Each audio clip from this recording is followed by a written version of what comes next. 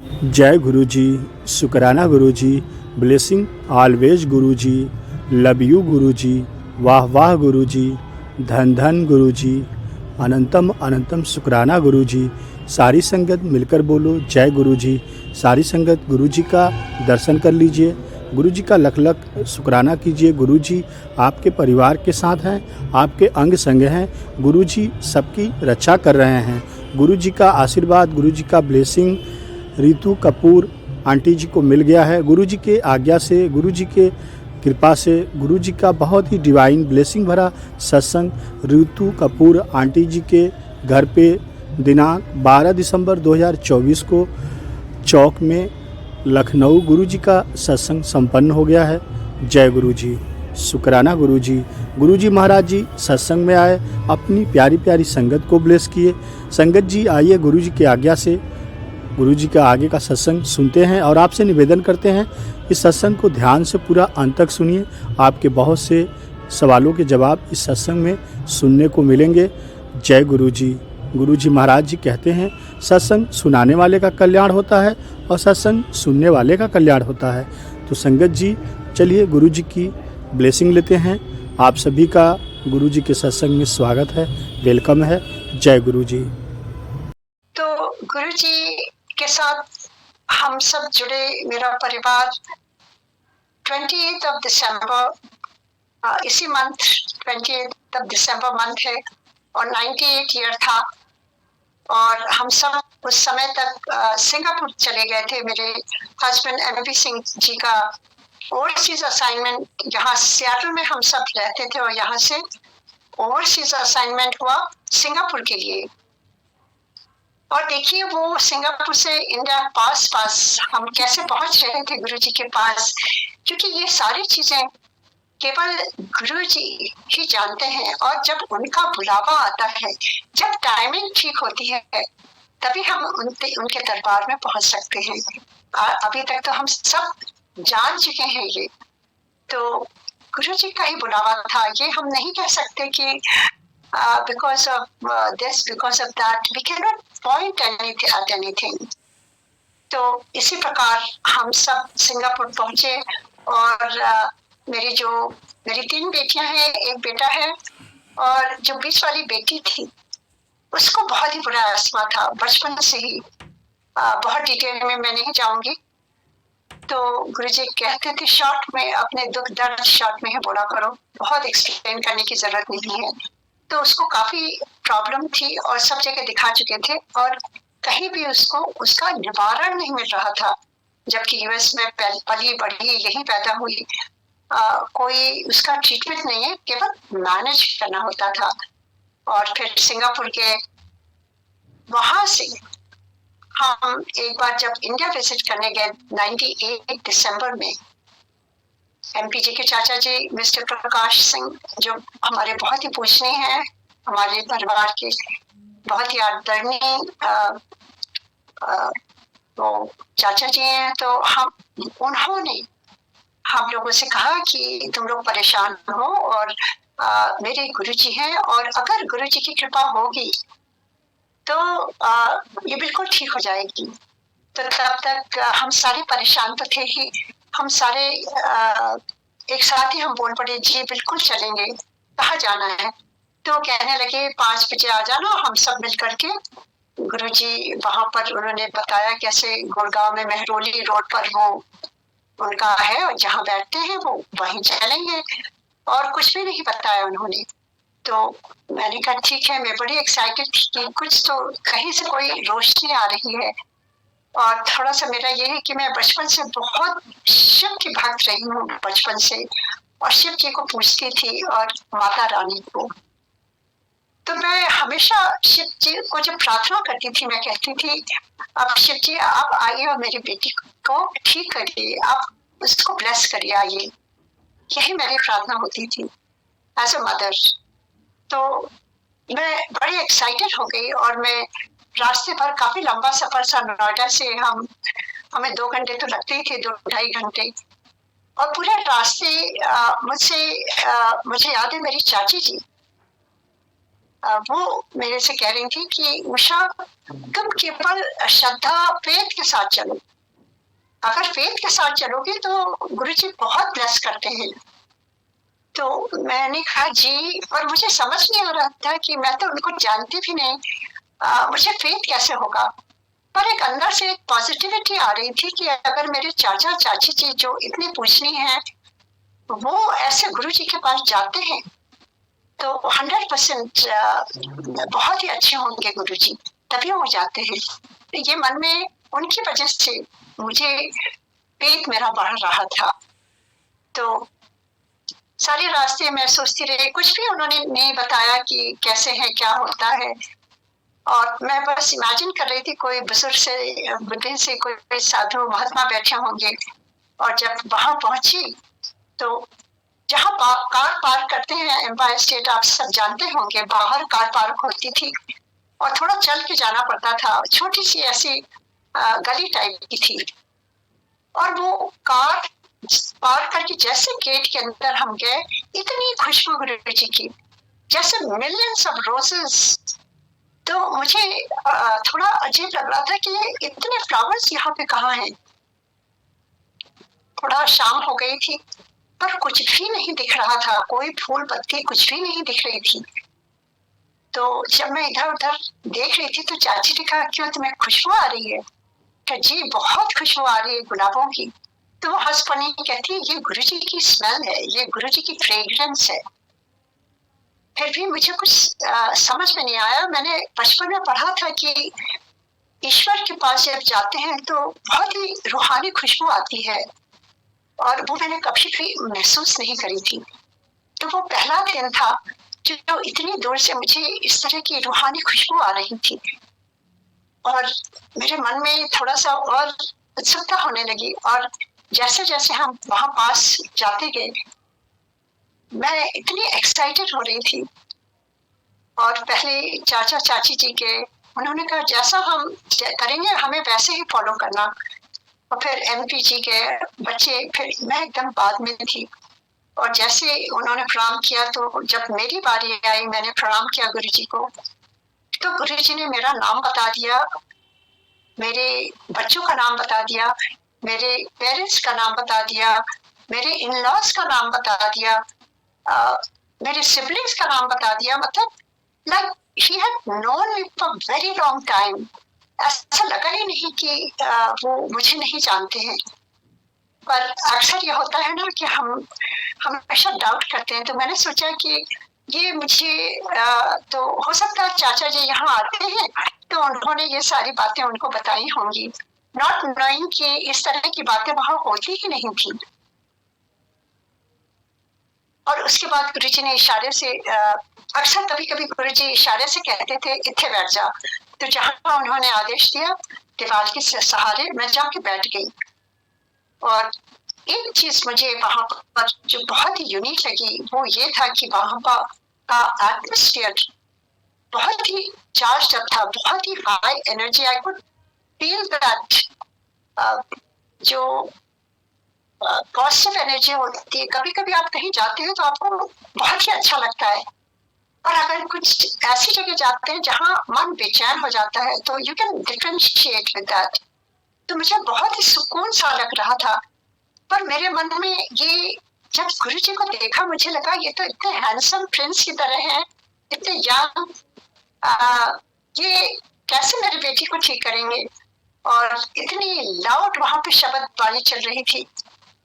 तो ये सारी चीजें मुझे थोड़ा सा दिमाग में आ रहा था कि ऐसा क्यों है, और ये आंटी लोग क्यों उनके पैर दबा रही हैं। ये सारे प्रश्न अपने प्री कंसीव नोशंस जो हमारे होते हैं कि हमने पहले से सोच रखा है कि स्पिरिचुअलिज्म में, रिलीजन में इस तरह से होने चाहिए, तो वो एक धारणा बनाई हुई थी, उसके सब ऑपोजिट मुझे लग रहा था। पर फिर वो मन जो है डामाडोल होता है, फिर वापस आके अपने आप से बात कर रही हूँ कि नहीं ये जगह बहुत अच्छी, क्योंकि चाचा चाची जी यहाँ आते हैं, उनकी वजह से मुझे लग रहा था this is very very pure place. चुपचाप बैठी हुई थी, पर दिमाग में ये चल रहा था ये कैसे मेरी बेटी को ठीक करेंगे।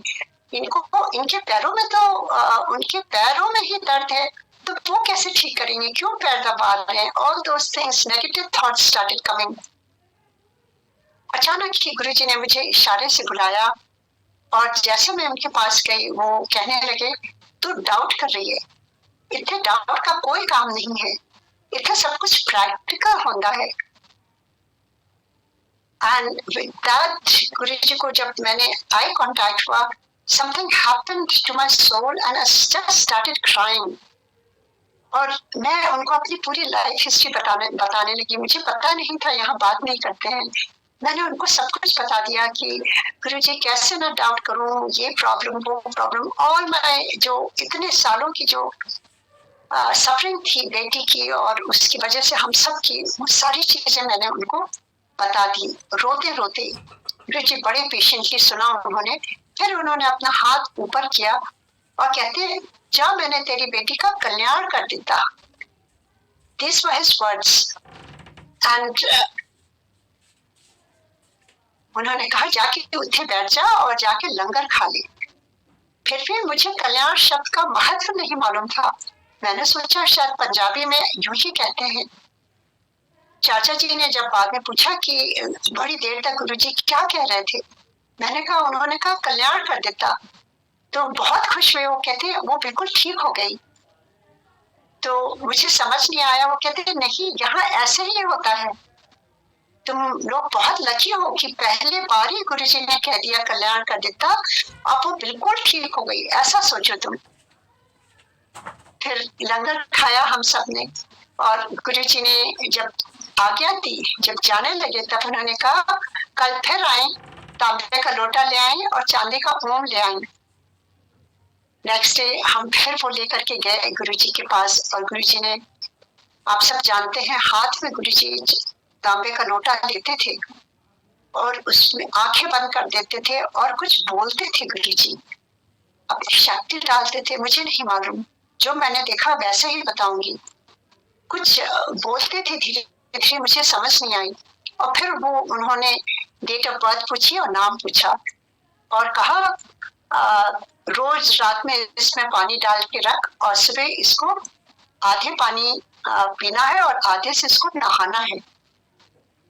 और जो चांदी का ओम था, गुरुजी ने कहा इसको सोमवार के दिन इसको पहनाना है और 51 दिन। And then he gave some of the instructions कि इसको इतने दिन चावल नहीं खाना है, और इवन सेट इसको अदरक की सब्जी खिलाओ। few things that personally जो गुरुजी ने मुझसे कहा, it was not a generalized statement, तो उस पर मैं ज्यादा नहीं बोलूंगी। But one thing that he specifically told me that applies to each one of us, which I had forgotten. बहुत सालों बाद अचानक ही जैसे एक दिन गुरुजी की आवाज आई कि तू भूल गई। गुरुजी ने कहा था कि आज से निंदा चुगली बंद, क्यों मेरी ब्लेसिंग लगती है। And he looked at my daughter, and then we came out. जब घर जा रही थी तो मैंने उससे कहा, वो कहने लगी, mom how did Guruji know all this? हमने कहा तुम किसकी निंदा करती हो, अभी इतनी छोटी हो। कहती मॉम मेरी फ्रेंड है स्कूल में, बेस्ट फ्रेंड, वो सारे स्कूल की गॉसिप बताती है और मैं सुनती हूँ, मुझे अच्छा लगता है। So I said, देखो गुरुजी को कैसे मालूम है सब कुछ। और गुरुजी ने कहा है आज के बाद तुम सुनना भी नहीं। That is a very strong गुरुजी का जो टीचिंग थी, जो उस समय कुछ समझ नहीं आ रहा था, पर मेरी डॉटर समझ गई। कहने लगी, okay mom, I will follow, because Guruji said मेरी ब्लेसिंग क्यों लगती है। सो हमारी ब्लेसिंग लेने की भी एक कुछ रूल्स होते हैं।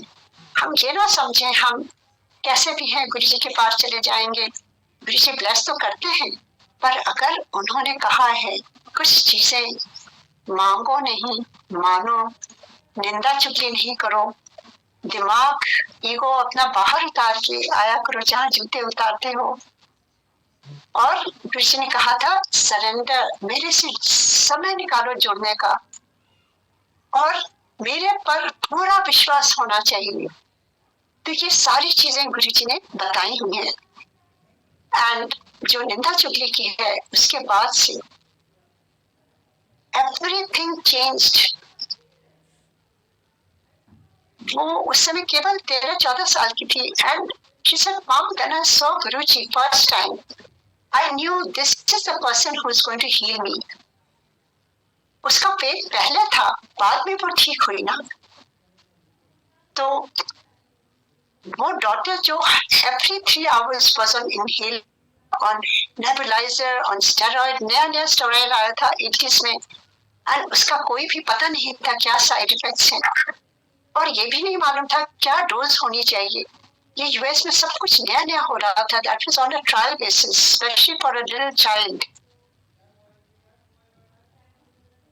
वो सारी चीजें उस दिन से, जिस दिन हम गुरु जी के दरबार में जा रहे थे कार में चाचा चाची के साथ, उस दिन वो लास्ट पफ उसने लिया। उसके बाद गुरु जी की कृपा से आज तक उसने कोई पफ नहीं लिया, ना कोई इनहेलर, ना नेबुलाइजर, ना स्टेरॉइड, ना एंटीबायोटिक, नथिंग। तो यह कौन कर सकता है? हमें समझ में आने लगा कि गुरु जी कोई मामूली गुरु जी नहीं है, क्योंकि हम बहुत जगह गए थे, बहुत जगह, और जाते ही कोई कहता था इतने इतने पैसे, इतने। और गुरु जी के दरबार में कुछ भी देना नहीं होता था, केवल गुरु जी ब्लेस। और बहुत ही अच्छा लगता था, इन द सेंस कि वहां से जाने का मन नहीं होता था। ऐसा लगता था कि यही बैठे रहे, क्योंकि आपकी सोल एक जो एनवायरनमेंट होता है वो समझ जाती है। You feel so at home and so blissful कि आप वहां से जाना ही नहीं चाहते थे। हम सारे छुपते रहते थे वहां पर। तो ऐसा ही हम सबके साथ हो रहा था। That is the first experience of with Guruji. उसके बाद से हम वापस गए और वैसे ही करने लगे। एंड जब मेरी बेटी बिल्कुल ठीक हो गई, मैंने चाचा जी को फोन किया कि हम सब लोग आना चाहते हैं गुरु जी को थैंक यू करने। वो बिल्कुल ठीक हो गई and he was very happy. And I said, हम कुछ शॉपिंग करके ले आए गुरु जी के। सिंगापुर में लोग शॉपिंग करके जाते हैं, इससे गुरु जी कुछ भी नहीं लेते हैं। सो फिर भी मैं थोड़ा बहुत वो करके गुरु जी के दरबार में जब गई, उनके चरणों में रखा, तो गुरु जी कहते हैं, बहुत खुश हुए गुरु जी। मैंने कहा, गुरु जी थैंक यू सो मच, आपने मेरी बेटी को बिल्कुल ठीक कर दिया। और गुरु जी कहते हैं एक ही है। ऐसे गुरु जी बस आपके लिए थैंक यू। तो कहते हैं कोई लोड नहीं, इतना ही बांट दे सब। तो ये एक और लर्निंग थी कि भगवान के दरबार में this is the only place where आपको कुछ देना ही नहीं होता है। सो मन एकदम खिंचता जा रहा था गुरु जी के दरबार की तरफ। एंड एक और बात, जब मैंने कहा गुरु जी थैंक यू सो मच, आपने मेरी बेटी को बिल्कुल ठीक कर दिया। सो गुरु जी ने कहा है ना, तो ठीक होना ही था, शिव जी की ब्लेसिंग थी।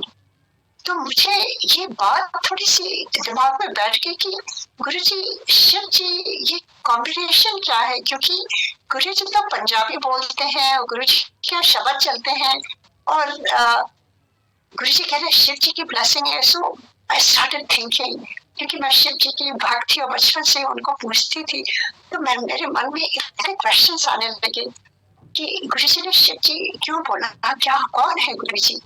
और नए नए थे, वहां किसी से बात नहीं कर सकते थे, कोई किसी से बात ही नहीं करता था। कभी सेवादारों को देखते थे कि वो लोग गुरु जी से बातें करते थे, पर गुरु जी ने तो कहा था डायरेक्ट मेरे से कनेक्शन जोड़ा करो, किसी से डिसिप्लिन में रहो, यहाँ किसी से बात नहीं करनी है। हम सब केवल गुरु जी के लिए जाते थे, बस शक्लें पहचानते थे पर नाम किसी के नहीं जानते थे। पर वो जो गुरु जी का सिखाने का तरीका था, that already had started. And हम वापस सिंगापुर आए और वहां मन नहीं लगता था। We used to go back so often. Guru ji ने कहा था कि 5 जो मेन फेस्टिवल्स होते हैं, गुरु जी का जन्मदिन है, गुरु पूर्णिमा है, महाशिवरात्रि है, न्यू ईयर्स ईव है, और ये 5 जो होते हैं, कहते थे जरूर यहाँ पर होना, मेरी ब्लेसिंग्स बहुत उस दिन फ्लो होती है। तो हम सबको आदेश था, हम सब जहाँ भी हों गुरु जी के दरबार में पहुंच जाते थे। गुरु जी की बड़ी कृपा है और ऐसे ही हमारी जर्नी शुरू होती गई और we were just so anxious. जब भी वापस आते थे ये सोचते थे अब कब जाना है, कब जाना है। ऐसे ही जाते रहे और हमारे इतने एक्सपीरियंसेस सिंगापुर में आकर के वहां पर इतने एक्सपीरियंसेस होते थे कि हम जो जो बात करते थे घर में आपस में, जब गुरु जी के दरबार में जाते थे गुरु जी वैसे ही पूरे रिपीट कर देते थे। हम किसके साथ मिले, क्या बातें हुई, क्या किया, ये हुआ, एवरीथिंग। तो दिमाग में ये क्वेश्चन आने लगा, गुरु जी हु आर यू, आपको कैसे सारी चीजें पता चल जाती हैं। और फिर सिंगापुर में गुरु जी की फ्रेग्रेंस आनी शुरू हो जाती थी। तो all this led to curiosity कि गुरुजी we want to know who you are गुरुजी। और फिर गुरुजी ने कितने कितने एक्सपीरियंसेस दिया जिससे हमें पता चला कि ये कोई नहीं कर सकता है, जीवन दान कोई नहीं दे सकता है। हमारे फैमिली में कितनी बार उन्होंने किया। एमपी जी का 90% लंग कोलैप्स हो गया था, गुरुजी ने बस एक रोटी प्रसाद दी मुझे और कहा जाकर के उनको आईसीयू में खिला देना। 90% आईसीयू में, और वो भी 10 बजे रात में। गुरुजी ने कहा तो सारे दरवाजे खुलते गए, मैं सीधे आईसीयू गई और उनका नेबुलाइजर हटा करके मैंने वो उनको खिलाया। This happened in Delhi during Diwali 2002 और 2003 में की बात है। देखिए उस समय फोन नहीं होते थे, कुछ नोट नहीं करते थे। By memory we can relate everything because कुछ चीजें केवल आप गुरुजी के साथ महसूस करते थे। ना कोई फोटो खींचता था, ना कुछ आपस में कुछ रिकॉर्डिंग होती थी, ना कुछ होता था। तो ये सारी चीजें गुरुजी ने जितने ये आज कल ये जितने डिवाइसेस हैं, कहा था इनसे बच के रहा करो, ये नेगेटिविटी क्रिएट करते हैं। ये स्पिरिचुअलिटी में इसका कोई काम नहीं है। यस आई अंडरस्टैंड कि आज के टाइम में ये आपके काम में बहुत काम आते हैं, but sometimes it can overrule also, you can get addicted। और वो आपकी लाइफ में जो समय है वो काफी उसके साथ I would say कि उसके साइड इफेक्ट्स भी बहुत होते हैं और उसको बैलेंस करना बहुत जरूरी है। सो इसलिए गुरुजी कहते थे डिवाइसेस से बच के रहो, और जब गुरुजी के पास जाओ तो फोन नहीं यूज करो। फोन बाहर, हमें याद है कक्कड़ अंकल खड़े होते थे, सबका फोन ऑफ कराते थे। Everything used to be so pure and divine, क्योंकि हमें गुरुजी कहते थे जब आओ तो केवल मेरे लिए आओ, सब कुछ बाहर छोड़ के आओ। चाहे वो तुम्हारा ईगो हो, तुम्हारी प्रॉब्लम्स हो, तुम्हारा फोन हो या कुछ भी हो, चाहे कुछ भी हो, आप फोन नहीं यूज कर सकते हैं। And that should apply that, we should apply that even today. क्योंकि जब तक गुरु जी पर पूरा फेथ नहीं होगा, जब आप फेथ से जाएंगे तो सब कुछ गुरु जी ही टेक्स ओवर, दुविधा नहीं होनी चाहिए। तो ये सारी चीजें होने लगी। और एक मैं सत्संग सुनाती हूँ आपको, कैसे मुझे पता चला कि गुरुजी कौन है। क्योंकि देखिए गुरुजी ने इतने एक्सपीरियंसेस दिए केवल हमारे परिवार के लिए। मेरी बेटी का उन्होंने ठीक किया, मेरे बेटे का मैं बताती हूँ जो उस समय केवल 7-8 साल का था। बिकॉज जब हम लोग गुरुजी के दरबार में गए, he was only 3 years old और ही ग्रो अप विद गुरुजी, और वहाँ बच्चे नहीं अलाउड होते थे। तो वहीं पर मुझे याद है कक्कड़ अंकल ने कहा आंटी आप अंदर नहीं ले जा सकती हैं, आपको बाहर बैठना पड़ेगा, बच्चे नहीं अलाउड हैं। तो आई सेड जी अंकल मैं जरा गुरुजी से बात करके आऊँ। कहते जी जाइए। तो मैंने बस गुरुजी से कहा गुरुजी ऐसे ऐसे वो कह रहे हैं, मैं बाहर आज बैठ जाऊंगी, मैं बस आपका दर्शन करने आई थी गुरुजी। एंड गुरुजी इतने कस के बोले नहीं तुझे अलाउड है, तू इतनी दूर से आती है मेरा दर्शन करने, तो अपने बेटे को लेके आ और इतने बैठ जा। गुरुजी का इतना प्यार because our only purpose was to have Guruji's darshan. क्योंकि तब तक अंदर से इतना खिंचाव हो गया था कि गुरुजी कोई मामूली गुरु नहीं है जैसा हम आज तक मिलते आ रहे हैं. गुरुजी इज डिवाइन पर्सनिफाइड एंड वहां जाकर के जैसे यू फील सो लाइट. जो जो चीजें जो जो क्वालिटीज भगवान की हमने पहले से सुन रखी थी या पढ़ी थी वो सब कुछ महसूस होने लगी कि जब आप जाते हो तो रूहानी खुशबू आने लगती है और आपको सब कुछ बहुत ब्यूटीफुल लगता है and you start loving everybody like you in heaven और सब लोग अच्छे लगने लगते हैं. और उसके बाद घर जाने का मन नहीं होता था, लगता था बस यूं ही बैठे रहें. एंड अनदर थिंग, गुरुजी सबको इतना प्यार देते थे और इतना एक्सेप्ट करते थे as we were with our faults. ऐसी कोई जगह नहीं थी जहाँ ये सारी चीजें एक साथ हम महसूस कर सकें. So much love, so much love, so much acceptance of each sangat. Nobody was perfect, but everybody was welcome. गुरुजी हाथ जोड़ के सबको नमस्ते करते थे, ऐसा कहीं भी नहीं देखा था. तो गुरुजी की तरफ इतना मन खिंचता गया. एंड पहले गुरुजी बहुत बात करते थे और बहुत क्वेश्चन पूछते थे. कुड़ियादा की है, की पढ़ रही है, lot of things. And I was very happy to talk to Guruji. अचानक एक दिन गुरुजी ने मेरे से कहा, आज से तो मेरे से कुछ नहीं मांगना ना बात करना, मुझे तेरे बारे में सब कुछ मालूम है, जो तेरे लिए अच्छा होगा वही मैं करूंगा. And I started crying. मैंने सोचा मैंने कोई गलती कर दी है. ऐसे गुरुजी आई एम सो सॉरी गुरुजी, मेरे से कोई गलती हुई है. क्योंकि मैं काफी तब तक सुन चुकी थी कि गुरुजी कभी किसी को बैन कर देते थे, पिक्चर्स ले लेते थे. एंड मैं रोने लगी कि मुझे कभी नहीं बैन करें गुरुजी, मैं मर जाऊंगी आपको बगैर देखे. And Guruji smile and said, ना, आज से तू मेरे से टेलीपैथी से बात किया कर. I didn't understand. I said Guruji मैं नहीं, और I didn't know anything about telepathy. मैं तो बचपन से केवल पूजा पाठ ही करती थी, माता रानी का और शिव जी का. I never meditated actually. So I said, गुरुजी मुझे नहीं मालूम कैसे टेलीपैथी होती है. And then he taught me, he told me, these were Guruji's words.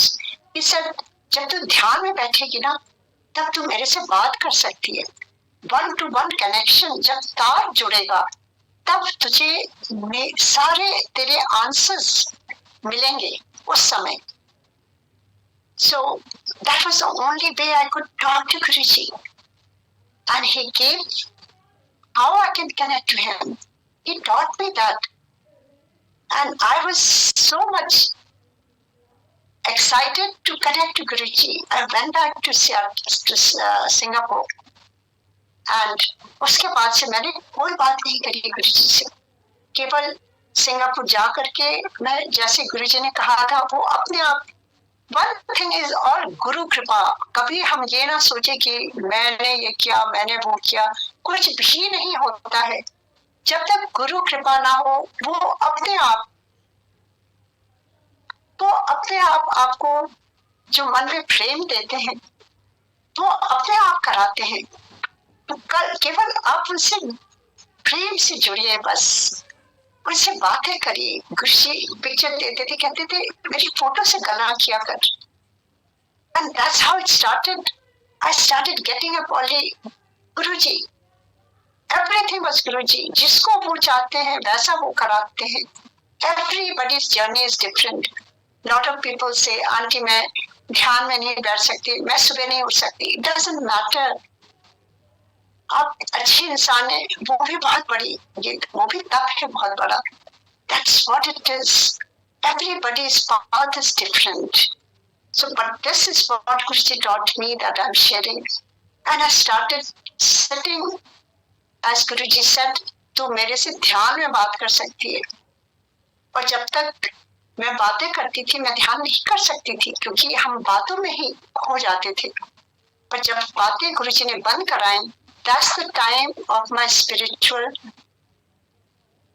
step by step जो गुरुजी सिखाने चाहते थे. वो बातें इस तरह से ऐसे धीरे धीरे मुझे समझ आने लगी. And we used to go to from Singapore to Guruji, and just for darshan, in complete silence, I would sit down and just listen to Shabad Bani. तो ऐसे ही जर्नी शुरू हुई, और आज मैं गुरुजी को बहुत धन्यवाद देती हूँ कि जब गुरुजी ने चोला छोड़ा और उससे पहले वो समझा के गए कि किस तरह से हम उनसे कनेक्ट हो सकते हैं, ध्यान में बैठ करके कनेक्ट हो सकते हैं. Whatever I have learned, it's only in silence. मुझे कुछ भी नहीं आता है, मुझे I am nothing, but जो भी जब ध्यान में आती है चीजें वो गुरु जी हैं, क्योंकि it's not my capability, it's not me, it's all Guru ji. I can differentiate all that. So जो भी questions होते हैं गुरु जी आ करके वो समझा जाते हैं, और फिर किसी से भी आपको पूछने की जरूरत नहीं होती. तभी गुरुजी कहते थे डायरेक्ट कनेक्शन बनाओ, मेरे लिए समय निकालो, तार से तार जोड़ो. देखिए सारी चीजें गुरुजी बॉडी छोड़ने से पहले समझा के गए संगत को, and I am one of them, and I am very thankful to Guruji कि चोला छोड़ने से पहले उन्होंने ये सिखाया, नहीं तो कहाँ भटक जाती मैं, मुझे नहीं मालूम. So very thankful to गुरुजी. और मेरी लाइफ में गुरुजी जो आए वो गुरुजी का शुक्राना है. इससे बढ़ के कोई बात ही नहीं हो सकती है, क्योंकि आपको इस जन्म में गुरु मिल जाए, और वो भी महादेव. गुरुजी was totally महादेव. कि मैं आपको बताती हूँ how I got to know, क्योंकि गुरुजी ने तब तक कह दिया था मेरे से कोई क्वेश्चन नहीं पूछना, मेरे से बात नहीं करना. तो मैं चुपचाप बैठी रहती थी और बस गुरुजी का मेडिटेशन और ध्यान और गुरुजी का शब्द वही सब सुनती रहती थी. पर मेरे मन में ये ख्याल बस एक आने लगा कि गुरुजी हु आर यू, आप इतनी इतनी ब्लेसिंग दे रहे हैं गुरुजी, ये नॉर्मल कोई नहीं दे सकता है. आप जीवन दान आपने दिया है मेरी फैमिली में कितने लोगों को, आपने जो चीजें हो नहीं सकती हैं, जो पैनक्रियास किस तरह से गुरुजी ने ठीक कर दिया था, कितनी चीजें मैंने देखा. मेरे बेटे का पैर एंकल ऐसे टेढ़ा था, गुरुजी ने अपने आप उसको कैसे ठीक कर दिया. जो सर्जन कह रहे थे 1 साल लगेंगे, सर्जरी होगी, मेजर सर्जरी हिप की होगी, वो कैसे टेबल गिरा के गुरु ने जी ने ठीक कर दी. How is it possible. मेरी बेटियों को का एजुकेशन, बच्चे चाहे जितने भी मेहनत करें, पर जब तक गुरु कृपा नहीं होती है आपकी मेहनत भी रंग नहीं लाती है. आपको गुरु जी की कृपा ही चाहिए हम सबको, जो हमारा जीवन वो आगे ठीक करते रहते हैं. एवरीबॉडी, गुरु जी ने कहा मैंने तेरी तीनों बेटियों को डॉक्टर बनाना है. That's exactly has happened. 2 बेटियां डेंटिस्ट हैं, एक फिजिशियन है. तो गुरुजी को बहुत बहुत कृपा, बहुत धन्यवाद. जो जो गुरुजी ने कहा वो सारी चीजें होने लगी, एवरीथिंग अकॉर्डिंग टू हिम. पर गुरुजी कहते थे जो मैं कहूँ वही फॉलो करो. अगर हम अपना दिमाग जब यूज करते हैं तभी हमसे गलतियां होती हैं. हमें सदगुरु मिल रहे हैं और अभी भी वो आपको डायरेक्ट करते हैं. अगर आप उससे जुड़िए तो मैं क्वेश्चन करने लगी, Guruji who are you, I want to see the real you. Guruji तो अंतर्यामी है, वो जो थॉट ध्यान में आ रहे थे वो गुरुजी ने मुझे बुलाया और कहते हैं कि तू कल, उस दिन संडे था, गुरुजी कहते हैं मंडे को सुबह 10 बजे तू बड़े मंदिर चली जा, उधर जाके दर्शन करके आ. एंड आई सेड गुरुजी आप भी आएंगे? एंड गुरुजी सेड नहीं मैं नहीं होऊंगा, पर तू दर्शन करके आ. So I went, it was जुलाई के एंड में, सोमवार का सोमवार, पहला सोमवार रहा होगा वो सोमवार सावन का. और मैं वहां गई और माली भैया ने गेट खोला. There weren't many people. और जैसे ही मैं गई वो छोटे से जो शिव जी हैं फाउंटेन वाले, उनकी मूर्ति को प्रणाम किया. और जैसे ही नीचे उठ करके ऊपर उनको देखा, उनके दर्शन किए, वो छोटी सी मूर्ति आधे गुरुजी हो गए और आधे वो शिव जी। ये कैसे हो सकता है? और गुरुजी ने मुझे आंसर दे दिया। मैं समझ गई कि मेरे मन में जो एक क्वेश्चन था, क्योंकि सारे क्वेश्चंस मेरे शांत हो गए थे। I didn't need to ask anything to Guruji. I knew he was God. And यही प्रश्न था कि गुरुजी आप हैं कौन? कभी कभी सोचती थी आप वो तो नहीं है जिनको मैं बचपन से पूछती हूँ, पर I don't know Guruji, I want to know the real you. And Guruji ने उस दिन मेरे उस प्रश्न का उत्तर दे दिया। और गुरुजी कहते हैं ना, मैं प्रैक्टिकल दिखा के करता हूँ। गुरुजी ने ये नहीं कहा मैं शिव हूँ, मैं ये हूँ। गुरुजी कभी नहीं, गुरुजी तो अपने को महापुरुष कहते थे। तो उस दिन गुरुजी ने प्रैक्टिकली दिखाया कि वो है कौन। And I was very at ease. मैं शांत हो गई। I no other questions. जब थर्सडे को गुरुजी के दरबार में गई, उनका चरण स्पर्श किया, राइट अवे गुरुजी ने मेरी तरफ देख के कहा, फिर हो गया दर्शन। I had tears in my eyes. I said, Guruji, thank you so much. I had no other questions, Guruji. And Guruji की कृपा ऐसी बरसने लगी कि कोई भी प्रश्न ही नहीं रह गया जीवन में। केवल प्रेम, प्रेम और गुरुजी के प्रति समर्पण, गुरुजी की संगत के प्रति प्रेम। गुरुजी कैसे भी आपके जीवन में परिस्थितियां हों, ऊपर नीचे सबकी लाइफ में होती है, पर हर परिस्थिति गुरुजी का प्रसाद है। जैसे आपके लंगर में गुरुजी लड्डू भी देते थे और मिर्ची की सब्जी भी देते थे, एकदम लाल चटनी मिर्ची लाल वाली, सब कुछ वहां खाना होता था। That personifies that life is both good and bad. हमें ये नहीं कहना चाहिए कि अरे ये क्यों है, ये क्यों है। जो भी आता है वो गुरुजी का प्रसाद है। अगर वो मान के हम चलेंगे तो जीवन हमारा सुख में हो जाएगा। और वो जो चैलेंजेस हैं उसमें आराम से आप आगे निकल सकते हैं। जब हम हाथ पैर रोने धोने लगते हैं, शिकायतें करने लगते हैं, हमारी एनर्जी डिसिपेट हो जाती है, हमारी नेगेटिविटी आने लगती है। तो बहुत ही आवश्यक है इसको समझना कि लोग कहते हैं आप तो गुरुजी नहीं है, आप कैसे, किससे पूछें? किसी से पूछने की जरूरत नहीं है। बस आप गुरुजी से जुड़े रहें, उनके साथ प्रेम करिए, उनके साथ समय निकालिए। गुरुजी कहते थे शिव पुराण पढ़ा करो। I didn't know. I said गुरुजी तो पंजाबी है, वो शिव पुराण क्यों कहते हैं? फर्स्ट टाइम जब गुरुजी वहां ले गए बड़े मंदिर, मैंने देखा इतना बड़ा सा शिवलिंग। I started crying. गुरुजी कौन है ये? That is how we got to know कि गुरुजी महादेव हैं।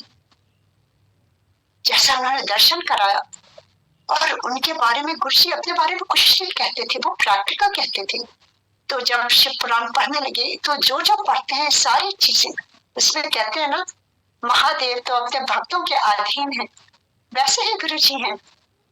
गुरुजी संगत को इतना प्रेम करते हैं अभी भी। उनसे बस प्रेम करिए आपको वो आप आ करके आपका हाथ पकड़ के कहां से कहां ले जाएंगे। उनसे प्रेम करिए, उनसे बस उन पर डाउट नहीं करिए, बस उन्हीं के साथ जुड़े रहिए और कहीं जाने की आवश्यकता नहीं है। वी हैव अटेन्ड, जो हम इस जीवन में एक ईश्वर का सामने जो साक्षात्कार हुआ और जो अनुभूतियां हुई, वो कोई मामूली चीज नहीं है, वो जीवन सार्थक हो गया। कहते हैं ना, ये जन्म तुम्हारे लेखे, बहुत जन्म बिछड़े थे माधव, ये जन्म तुम्हारे लेखे, और क्या चाहिए। गुरुजी की यूं इज्जत करते करते ऐसे ही समय निकल जाए, ऐसे ही जीवन चलता रहे, संगत की सेवा करते करते। गुरुजी की सेवा, गुरुजी कहते थे संगत को बहुत प्रेम करते थे, और उसी तरह से हम सारे कार्य करते करते गुरुजी के सानिध्य में रहे, उनकी अनुभूतियां होती रहे, और ऐसे ही गुणगान करते रहे। जितनी नई संगत है उनको बताते रहे, और किस तरह से नई नई चीजें जो गुरुजी कह के गए हैं वही फॉलो करें। तो यही मैं कहूंगी। वैसे तो नॉन स्टॉप बोल सकती हूँ, पर अब MP अंकल को आज वो शेयर करेंगे। Thank you so much. जय गुरु जी, जय गुरु जी।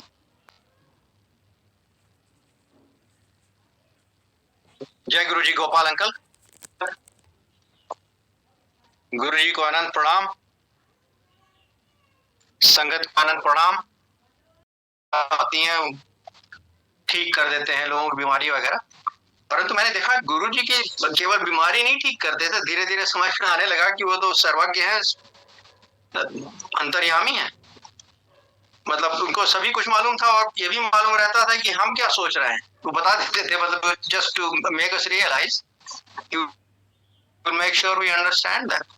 धीरे धीरे समझ में आने लगा कि वो सर्व समर्थ हैं, सर्वशक्तिमान भी हैं, और ये भी देखते थे हम कि दया और करुणा के अथाह सागर है, और उनकी सुगंध जगह जगह आती थी, जैसे सर्वस्व हैं, सर्वव्यापी हैं। अब ये जो 4 गुण हैं मैंने आपको बताया, ये भगवान के गुण है। तो मैं काफी सोचता रहता था ये भगवान है, ये कौन है। तो कई साल बीत गए, मेरे मन में एक बड़ी उधेड़ गुण रहती थी कि गुरुजी सोते कब है। क्योंकि हम लोग जब जाते थे तो अक्सर गुरुजी बैठने का मौका देते थे, 2-3 बज जाते थे। उसके बाद मुझे बताया जाता था कि गुरुजी ध्यान में जाते हैं। तो मैं सोचता था गुरुजी सोते कब होंगे, परंतु गुरुजी ने यह भी कह रखा था कि कभी पूछते नहीं गुरु से कुछ, तो मैं पूछता नहीं था। पर एक दिन, जैसा मैंने बताया, कुछ साल बीत गए, गुरुजी के पास अकेला बैठा था, सब लोग चले गए थे, बहुत दूर एक और सज्जन बैठे हुए थे, बहुत दूर थे वो बस। तो हम बस 2 लोग बचे थे संगत में। तो मैंने कहा अच्छा मौका, आज मैं भी पूछ लेता हूँ गुरुजी से, सोते हैं कि नहीं गुरुजी। तो मैंने धीरे से पूछा, गुरुजी आप सोते हैं?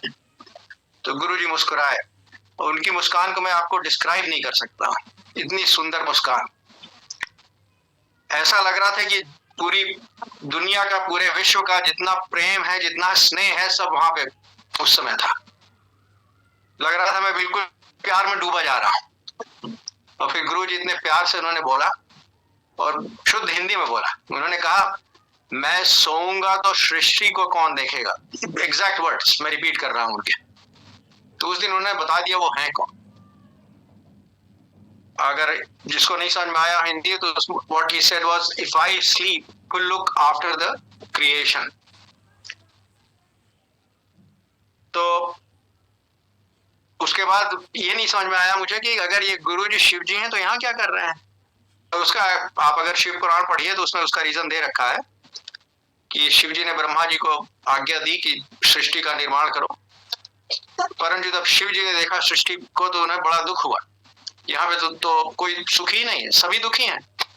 काम, क्रोध, मद, लोभ, मोह के चक्कर में सभी एक दूसरे को परेशान कर रहे हैं, एक दूसरे को तंग कर रहे हैं, सभी दुखी हैं। तो उन्हें लगा कि ब्रह्मा जी तो बहुत गलती कर दी, उनको काफी क्रोध भी आया। ब्रह्मा जी समझ गए कि उन्होंने गलती कर दी, पहले तो नहीं समझ पाए, फिर समझ गए, तो उन्होंने क्षमा मांगी और कहा कि प्रभु आप ही ठीक कर दीजिए। तो शिव जी ने कहा, मैं तो नहीं ठीक करूंगा, क्योंकि ये तो तुम्हारा काम था, परंतु मैं कभी कभी अपने भक्तों के उद्धार के लिए, उनके कल्याण के लिए पृथ्वी पर चला जाऊंगा और कुछ भक्तों का कल्याण कर दूंगा। तो that is the reason, that is the explanation given for Sadguru in Shiv पुराण।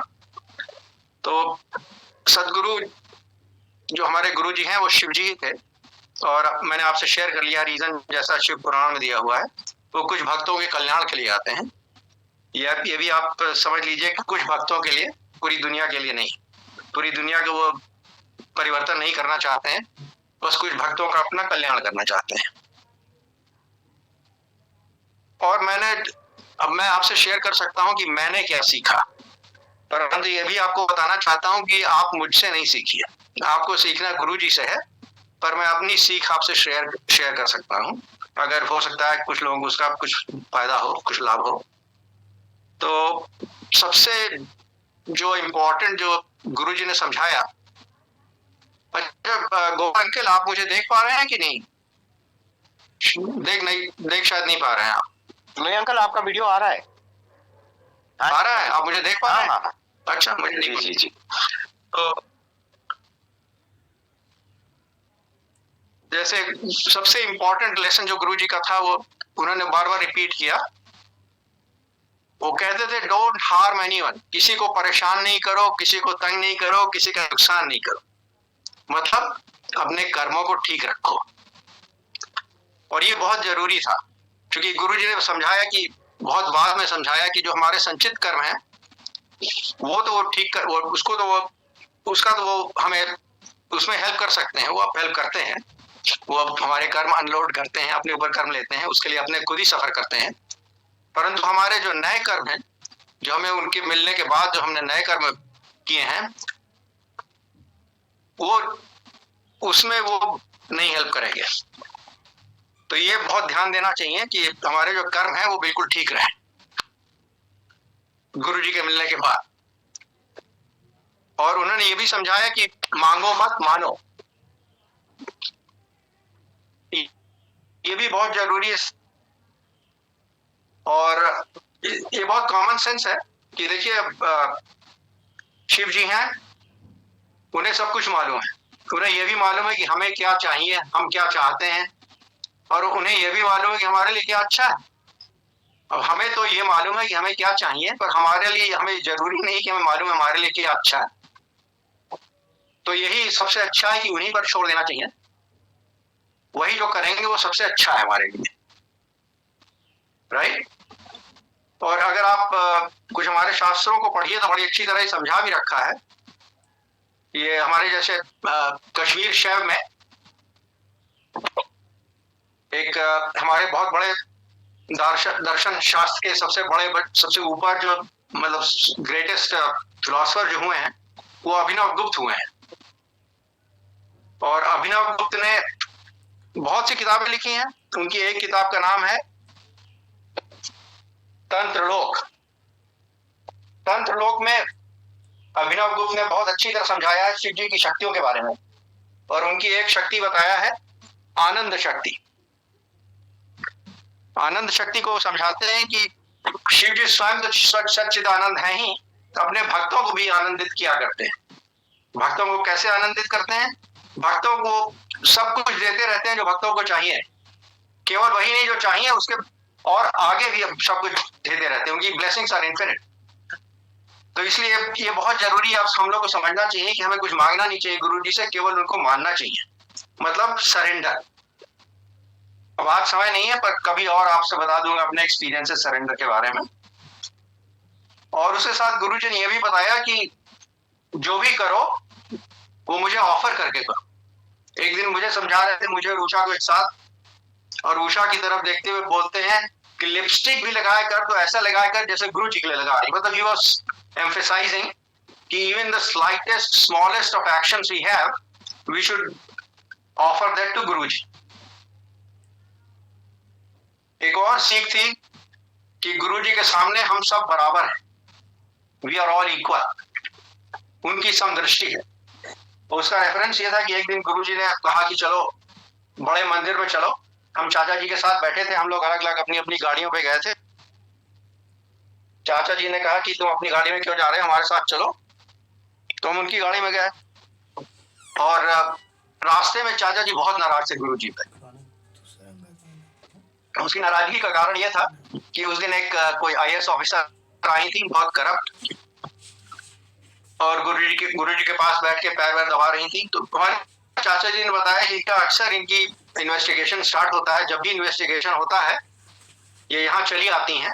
गुरु की कृपा से फिर इनका सब इन्वेस्टिगेशन बंद हो जाता है, फाइल बंद हो जाती है, इनका कुछ नहीं होता है। तो उन्हें ये बुरा लग रहा था कि गुरु जी डिफरेंशिएट नहीं करते हैं अच्छे और बुरों में। तो एनीवे काफी गुस्सा थे, काफी नाराज थे गुरु जी से। तो हम लोग बड़े मंदिर पहुंचे, 99 का समय था, 99 दिसंबर। तो हम लोग गाड़ी से उतरे, गुरु जी की उस समय तक कार नहीं आई थी। थोड़ी देर बाद गुरु जी की कार आई, वो हम लोग के बगल से गुजरे, थोड़ी दूर गए, 10 कदम दूर गए होंगे हम लोगों से, एकदम से एब्रप्टली टर्न अराउंड, हमारे चाचा जी की ओर देखते हैं और कहते हैं महापुरुषों की कृपा हर पर बराबर। These were his exact words.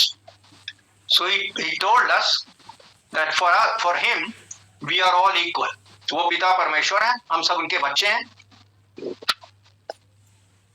और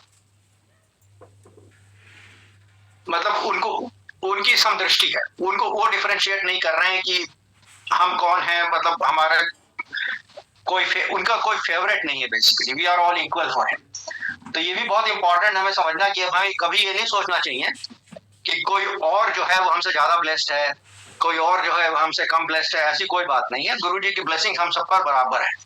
इसको समझना बहुत जरूरी है। और गुरुजी ने एम्फेसाइज किया डायरेक्ट कनेक्शन और इंस्टेंट अवेलेबिलिटी। और उसमें उसका एक कॉन्टेक्स्ट में आपको बता दूं, एक बार गुरुजी ने मुझसे कुछ करने को कहा तो मैं समझ नहीं पाया गुरुजी ने क्या कहा, क्योंकि गुरुजी पंजाबी बोलते थे, डुगरी की, और बड़ी जल्दी जल्दी बोलते थे। कभी कभी समझ में आ रहा था तो समझ में नहीं आ रहा था। गुरुजी ने कहा समझ में आया, तो मैंने एक बार तो कह दिया नहीं, फिर गुरुजी ने फिर रिपीट किया, फिर भी नहीं समझ में आया, तो गुरुजी ने फिर समझ में आया, तो मैं थोड़ा हिचक गया। मैंने कहा ठीक है, फिर मैं ना नहीं कर पाया, परंतु मुझे बहुत बुरा लग रहा था कि मैं ठीक से शायद समझ नहीं पाया। तो और कोई पास में तो नहीं था, एक थोड़ी दूर एक सेवादार खड़े हुए थे। तो बाद में मैंने उनसे पूछा कि गुरुजी क्या कह रहे थे, तो समझ से बता दिया मुझे कि गुरुजी क्या कह रहे थे। तो बहुत बाद में मुझे पता चला कि उनकी अंडरस्टैंडिंग भी गलत थी, मेरी अंडरस्टैंडिंग भी गलत थी, और गुरुजी ने मुझसे जो कहा था वो टाइम बाउंड काम था, वो टाइम खत्म हो चुका था। तो मुझे बहुत दुख हुआ कि गुरुजी ने जो मुझसे कहा मैं वो कर नहीं पाया। उस समय गुरुजी ने मुझे बुलाया, उसी समय उनको मालूम रहता था कि मतलब हम क्या सोच रहे हैं। समय दिया मुझे, एक दिन कहा कि एक दिन आ जाना। तो दिन में मैं गया, गुरुजी तैयार थे। उन्होंने तुरंत मुझे एक छोटी सी स्लिप दी पेपर की, उसमें 2 फोन नंबर लिखे। उन्होंने कहा देखो, एक फोन नंबर गौरव का है, मेरा जो है, और दूसरा फोन नंबर मेरे ड्राइवर का है। नाम बताया, मैं भूल गया हूँ। उन्होंने कहा जब भी मुझसे बात करनी हो, कुछ भी पूछना हो, तुरंत कॉल कर। और मैंने इन दोनों को बता दिया है कि तू जब भी कॉल करेगा मैं तुझसे बात करूंगा, मैं अगर पाठ भी कर रहा हूं तब भी तुझसे बात करूंगा। तो he gave me direct instructions कि हमें जो भी करना है, जो भी पूछना है, जो भी समझना है, वो गुरुजी से डायरेक्टली समझना है, हमें किसी और के थ्रू नहीं समझना है। और गुरुजी इज ऑलवेज अवेलेबल, क्योंकि उन्होंने ये भी हमसे कहा कि जब भी कुछ भी पूछना हो कॉल करो तुरंत, और मैं तुझसे बात करूंगा, पाठ भी कर रहा हूं तभी। Means he is always available, and with his हमारा कनेक्शन उनसे डायरेक्ट होना चाहिए, नॉट थ्रू एनीबॉडी। इसीलिए मैंने आपसे शुरू में कहा कि आपकी सीख है, आपको जो सीखना है आपको गुरुजी से सीखना है। मैं आपको अपनी सीख बता रहा हूं, आप मुझसे नहीं सीखिए, आप गुरुजी से डायरेक्टली सीखिए। अच्छा, कैसे अवेलेबल, उन्होंने क्या तो दिया, he is directly available and always available. ये ध्यान से अवेलेबल है। ये भी गुरुजी ने काफी एम्फसाइज किया कि बात किया करो तो टेलीपैथी से बात किया करो। शुरू में तो समझ में नहीं आया टेलीपैथी क्या कह रहे हैं गुरुजी, बाद में समझ में आया गुरुजी ध्यान के लिए कह रहे हैं। अच्छा, हम लोग जब जाते थे एम्पायर स्टेट तो गुरुजी 2 घंटे का ध्यान करवाते थे, मतलब, और रोज होती थी संगत, मतलब हफ्ते में 14 घंटे कम मेडिटेशन होता था, ध्यान होता था। वो हमारी प्रैक्टिस गुरुजी ने करवाई।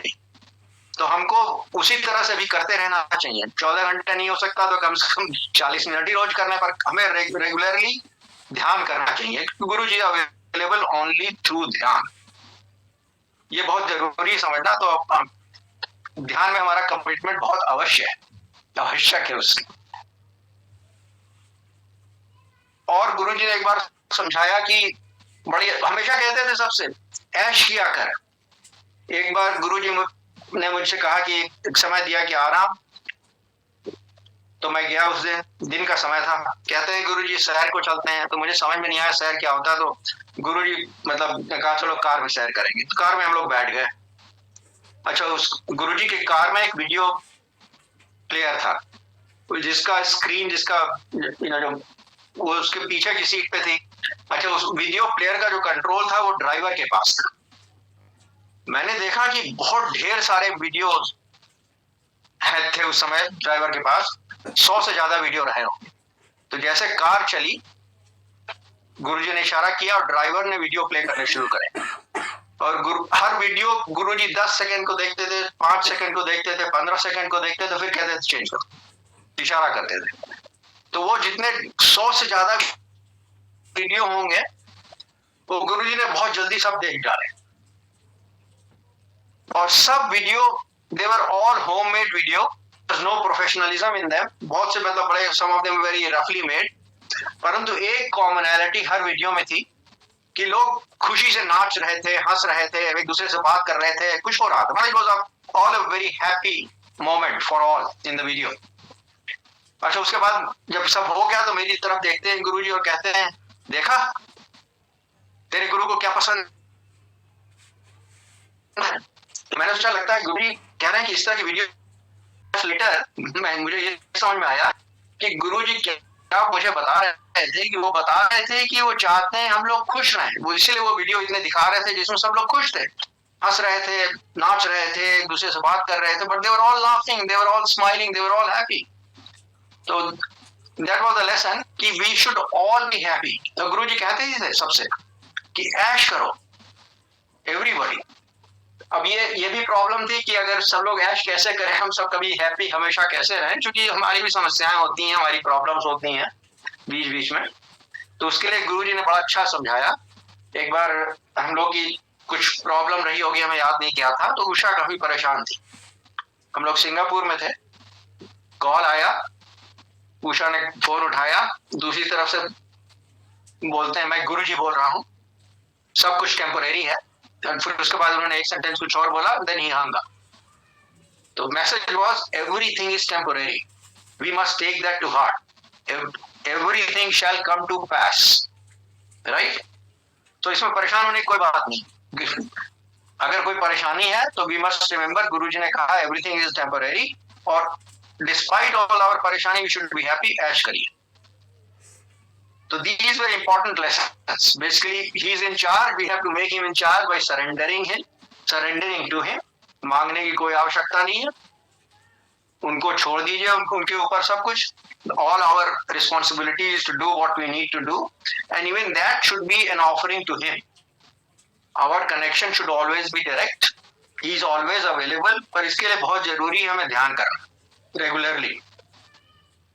और फिर आपसे एक और भी चीज शेयर करना चाहता हूं। गुरुजी से लोग अक्सर पूछते थे कि गुरुजी क्या खाना चाहिए, मतलब लोग ये पूछना चाहते थे, मतलब कि नॉन वेज खाएं कि नहीं खाएं। तो गुरुजी बेसिकली जवाब नहीं देते थे, बहुत कम बोलते थे Guruji, but very rarely once in a while he would say something like, क्यों गुरु को अपने लाशों के बीच में रखेगा?